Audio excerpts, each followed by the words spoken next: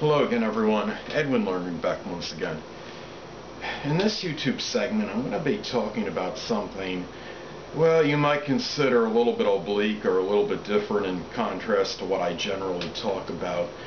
What I want to talk about, I'm going to actually share, I guess we could say it's at least somewhat personal info. I say somewhat because I'm going to be talking about this thing connected with someone I became close with in an anonymous manner. So the first thing what I want to get at is that it was like 5.5 months ago, I had become close with a woman online. What had happened was, at that time, I had blocked this person, and maybe almost inexplicably did this. I think what happened was, perhaps maybe I was threatened by the fact that perhaps someone actually loved me. Maybe I didn't want to believe it. Maybe I didn't want to accept this. Perhaps it was an unwillingness to allow someone to love me. Maybe I didn't believe it. Maybe I thought this was just a fabrication, or there was some ulterior motive connected with this. I think what I have to consider is, when people, when you know someone on the internet, things could get very difficult in terms of deciphering what's real, what's ingenuous, and what's disingenuous. This same person, I had actually, I guess we could say, quote-unquote, met her in the virtual sense on YouTube. And that was like, I'm going to say early 2004. And one day what happened was, I looked on my Facebook and the same person had sent me a friend request. And I believe this was around maybe May of 2014. And as the friendship progressed and escalated, I felt like there was a certain closeness, and we had gradually become closer to each other. And the same person had stated that she had loved me on maybe a few occasions. What was happening, though, was I think what this had to do with why I blocked this person was that it seemed like, even though it was on the internet, the situation might have become a little contentious and a little bit argumentative and quarrelsome. And that might have had something to do with it. But basically, the reason I'm talking about this, it's not to get sympathy, please. It's not to have anybody throw out any solutions or any ways to maybe make things different, and if I ever encounter a similar scenario. I think what I want to tell people is this. Okay, if you know somebody, you met him or her on the internet, there's two things I think that are very significant. One is to make sure that him or her has your intentions at heart, and you have strong reason to believe that this is more than just a superficial love. If you feel you're becoming close with someone, make sure that there's no hidden agenda or ulterior motive connected with this. And on the other side of the coin, for the ones out there that are more skeptical and cynical, to make sure that you're not automatically assuming that there is a hidden agenda or ulterior motive, because in some cases the love that's being conveyed to you might actually be real, and it's not disingenuous. So, and I look back and I think, well, even though there were some arguments between me and this person, maybe I should have at least stated as to why maybe I didn't want to continue this with her.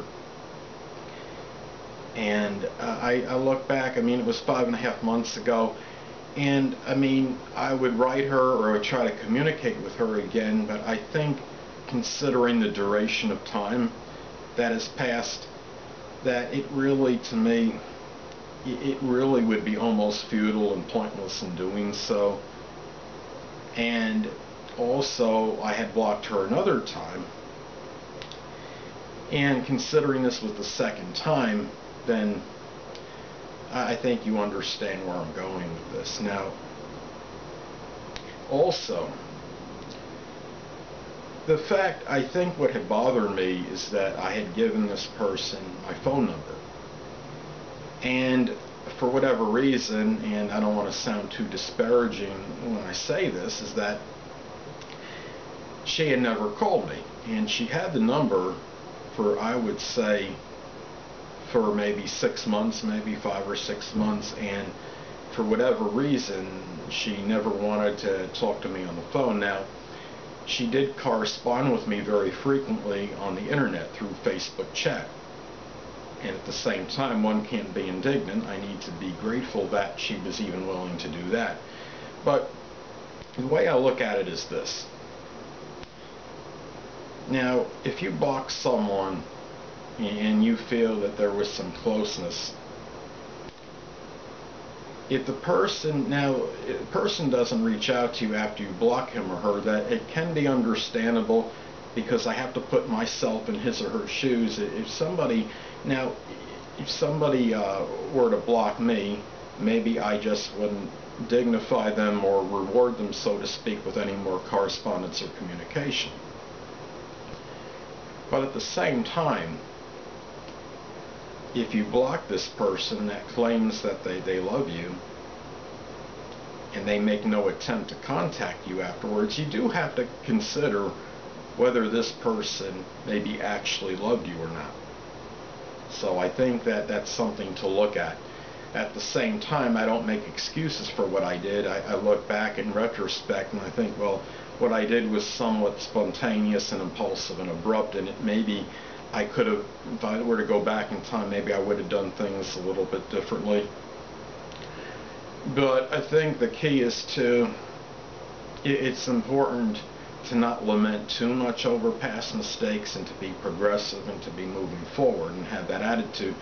A lot of times I believe that is easier said than done, though. So those are some things to look at and to consider.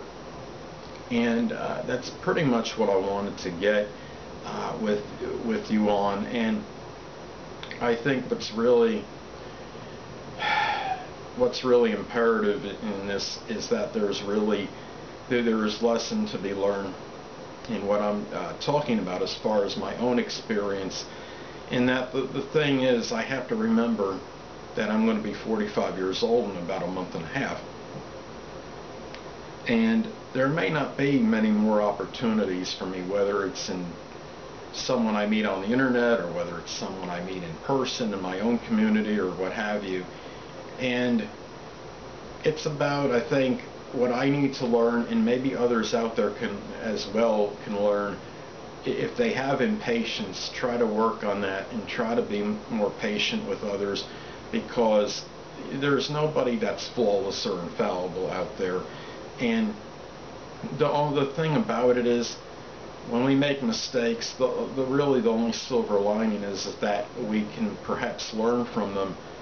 But on the other side of the coin, in some instances, depending on your life situation, you might not get that next opportunity to really redeem yourself or to apply what you learned from the mistake you made from the previous instance. So it's very important to make the most of the opportunities that are presented to you. And I'm not just talking about perspective or potential relationships. This is just life in general, whether it's a job opportunity or what have you, or you're trying out for a sports team, and to really maximize that opportunity. And I think, though, that's really something to be learned in this, in my experience and what I'm describing to you. So anyway, people, that'll conclude this YouTube segment, and until next time, people, Edwin Learnard saying, stay well.